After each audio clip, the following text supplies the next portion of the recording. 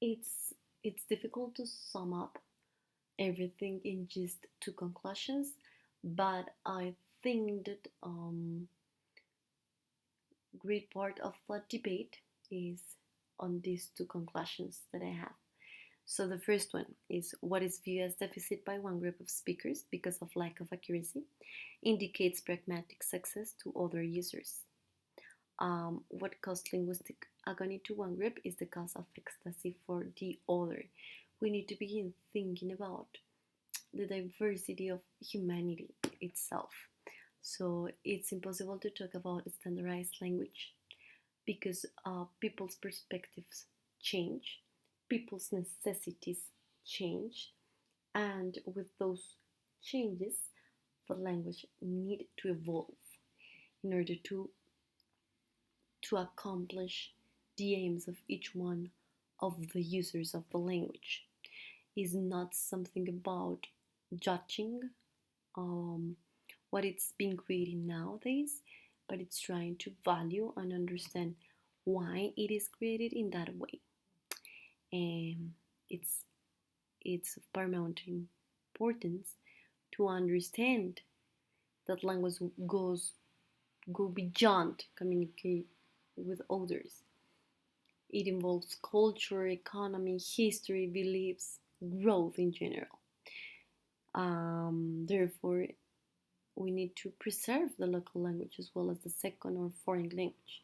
We need to understand the importance of both as tools to build up our identity as individuals and as collective. Um, because if we don't have the tools to do that, we're not going to do it. And if we don't do that, we're not going to evolve. We're not going to grow as we're expected to.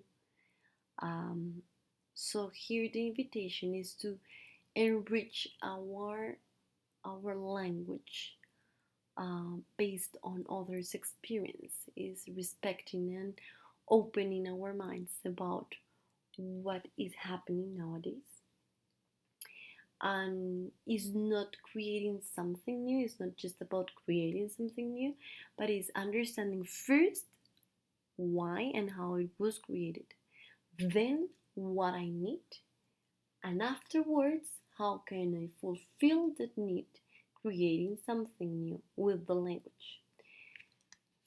um, Based on that two conclusions, I was thinking about my proposal, and that will be based on two big constructs that are identity and globalization. Uh, for having a globalized world, first we need to build up in an accurate way, in a strong way, our identity as individuals and as part of a community. So, for doing so, we need to identify the tensions and possibilities here in Colombia. According to Gonzalez, we have three main tensions and three main possibilities. The first one, we have the use of the Common European Framework as the model to set the standards and levels of proficiency.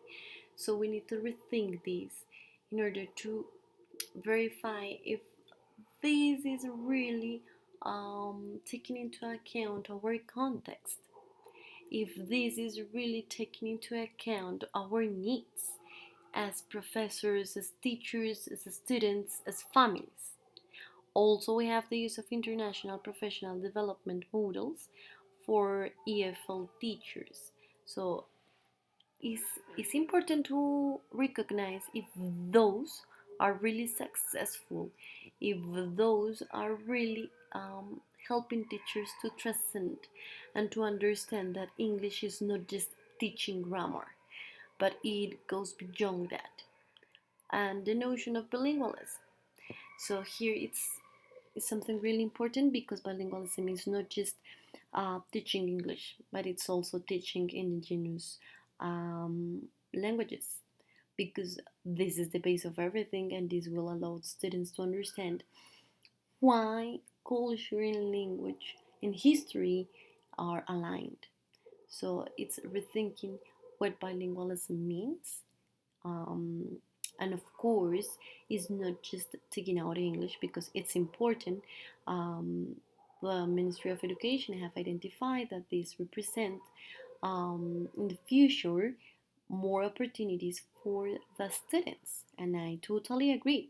But I'm completely sure that recovering and preserving our local languages, our indigenous languages, also will help our students and help our teachers to understand the language, to love the language, and to significantly contribute to the language.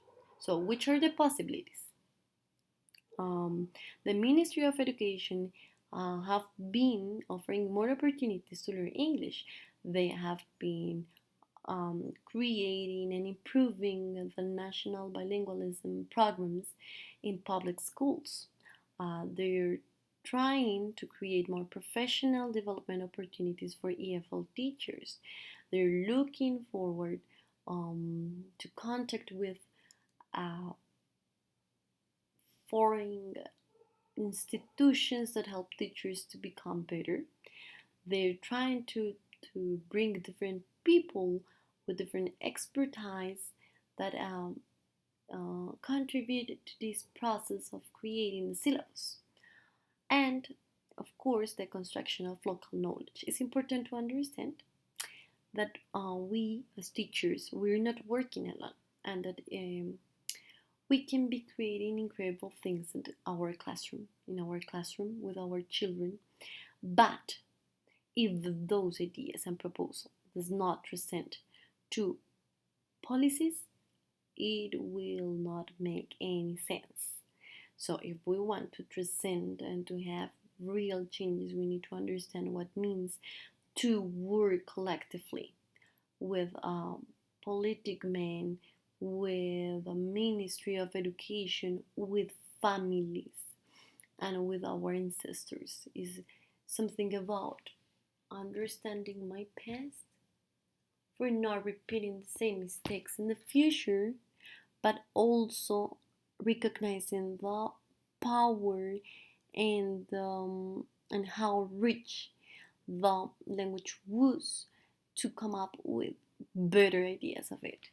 So, of course, in the proposal that I've I will be doing, I will include I will include local languages. I will include world Englishes. I will include world Spanishes. So my students understand what really means globalization. Thank you very much for listening. Here I have my references in case you have any comment, question, or suggestion. I will be here just for reading everything and for improving. Thank you very much. See you in the next session.